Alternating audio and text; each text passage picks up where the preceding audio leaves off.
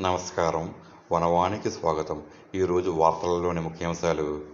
పోలవరం నిర్వాసితుల కన్నీటి ఘోష, ప్రభుత్వ హామీలు గాలికి, ఆందోళన బాటపట్టిన గిరిజనులు. అల్లూరి సీతారామరాజు జిల్లా రంపచోడవరం.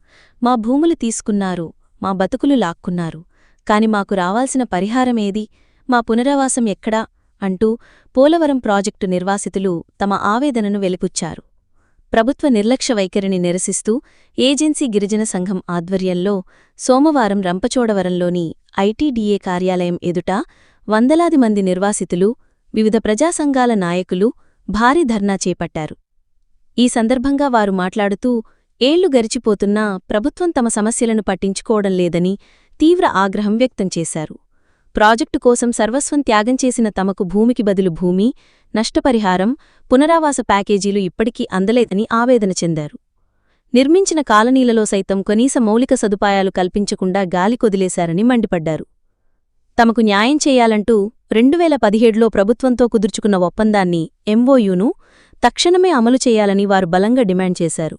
ప్రభుత్వ హామీలు నీటిమీద రాతలుగా మిగిలిపోవడంతోనే తాము ఈ నిరసన దీక్షకు పూనుకున్నామని సంఘం నాయకులు స్పష్టం చేశారు. ఈ నిరసన కార్యక్రమంలో రైతు కూలి సంఘం సెక్రటరీ దంతులూరి వర్మ, సిపిఎం నాయకులు Boppana Kiran, new democracy AIKMS నాయకులు కుంజం దులయ్య, హ్యూమన్ రైట్స్ ఫోరం ప్రతినిధి అక్కిస బాలు, రైతు కూలి సంఘం రాష్ట్ర కార్యదర్శి వల్లూరి రాజబాబు తదితరులు పాల్గొన్నారు. బతికారు, అక్కడ అడవిలో ఉన్నటువంటి వస్తువులు సేకరించుకొని అమ్ముకొని బతికారు, అక్కడ భూములు సాగు చేసుకుని బతికారు.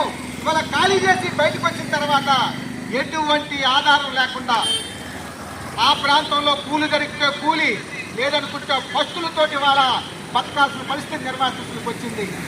అనేక మంది యువకులు కూడా నిరాశకు గురయ్యి ఆత్మహత్యలు పాల్పడుతూ ఉన్నారు. మా పరిస్థితి ఏంటి? కన్న తల్లి లాంటి అడవిని వదిలిపెట్టొచ్చాం, భూములు